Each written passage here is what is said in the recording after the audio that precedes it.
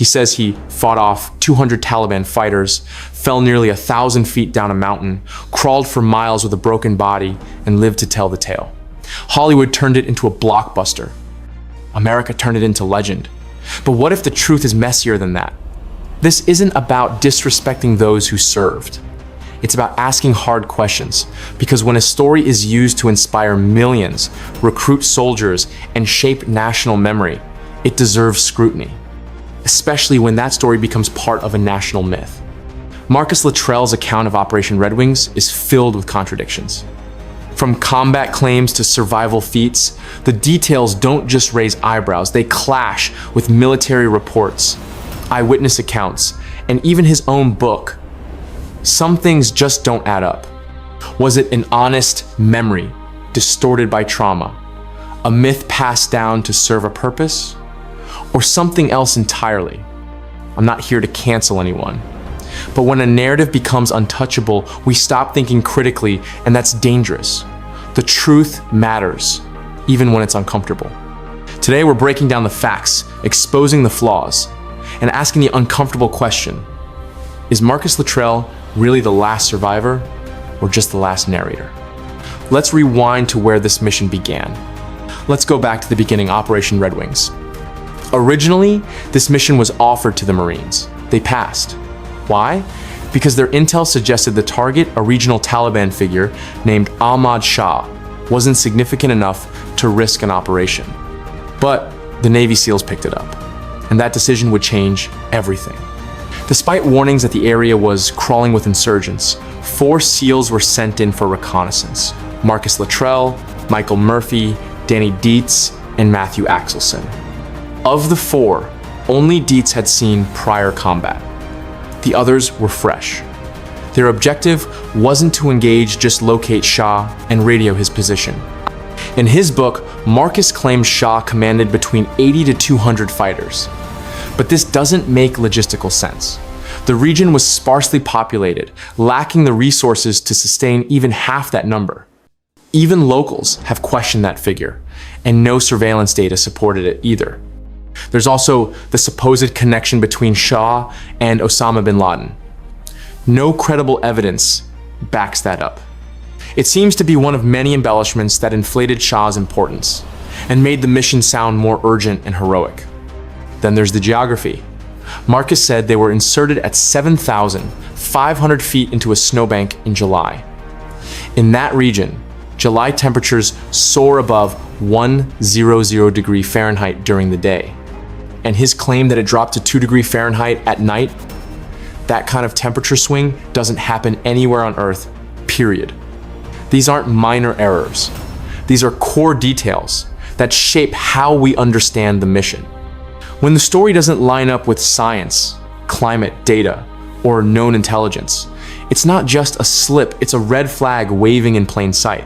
So why were 4 relatively inexperienced SEALs dropped into hostile terrain with questionable intel and an inflated sense of the threat? That's the first clue that something about this story isn't what we were told. One of the most controversial moments in Marcus's story is the so-called vote. According to him, when local goat herders stumbled across the SEALs' hiding spot, the team voted on whether to kill them or let them go. Marcus claims they ultimately released the herders, who then alerted the Taliban. It's a powerful moral dilemma, and it plays a central role in the lone survivor narrative. But here's the issue. There is no such thing as voting in the field. Decisions like that fall to the officer in command. In this case, that was Michael Murphy. No Navy SEAL team would ever hand life or death authority to the lowest ranking guy in the group. That just doesn't happen. Murphy's father was furious after the movie came out. He believed the depiction made his son look indecisive, weak, even foolish. And here's another twist.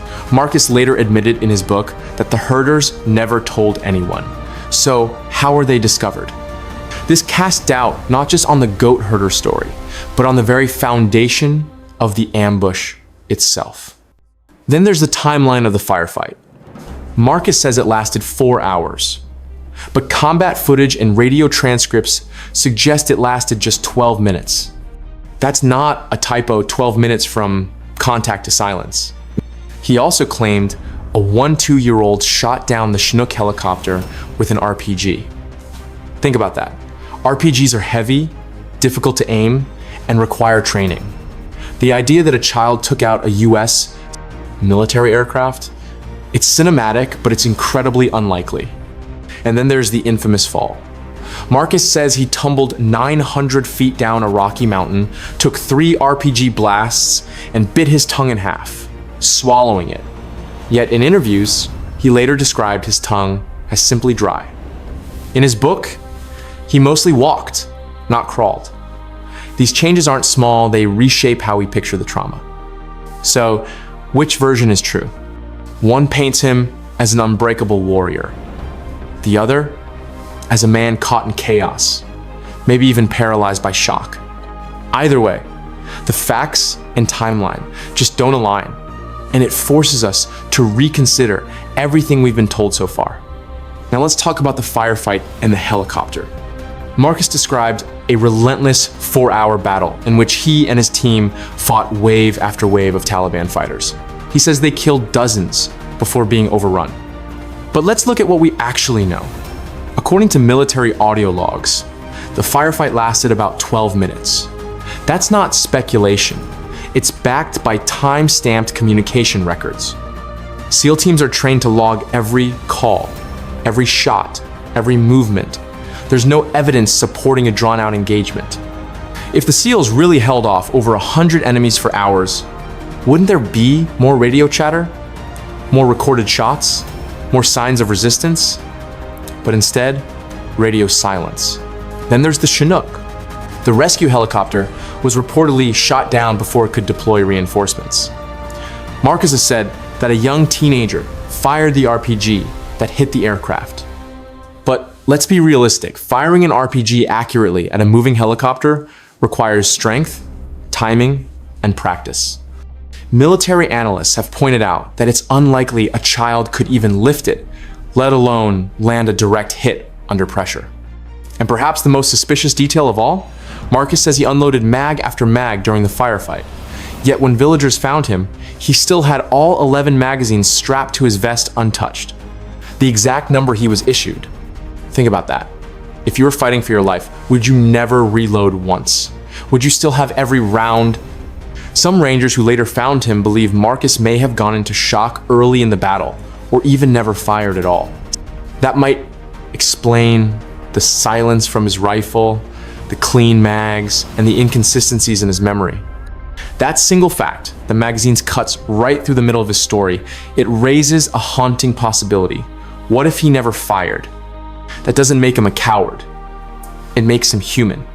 But it also makes us question the heroic narrative we've been sold.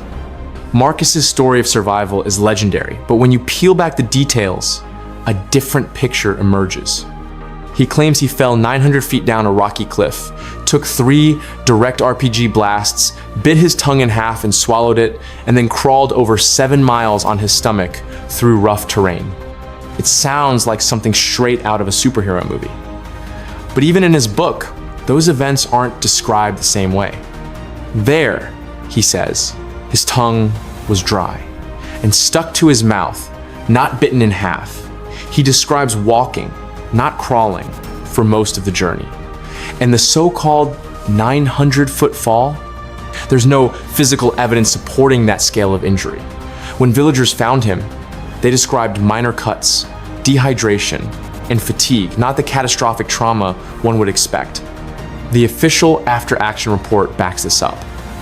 It says Marcus was treated for non-emergency injuries and was able to speak clearly with the command shortly after being rescued. No mention of a mangled tongue. No signs of massive internal trauma. So, which version is real? The broken survivor crawling for miles with his tongue half gone? Or the man who could talk and walk within hours of being found? That gap matters. When the Army Rangers finally found Marcus, their first question was simple. "Where's your team?" He replied, "They're dead." When asked where exactly, he said, "On the mountain."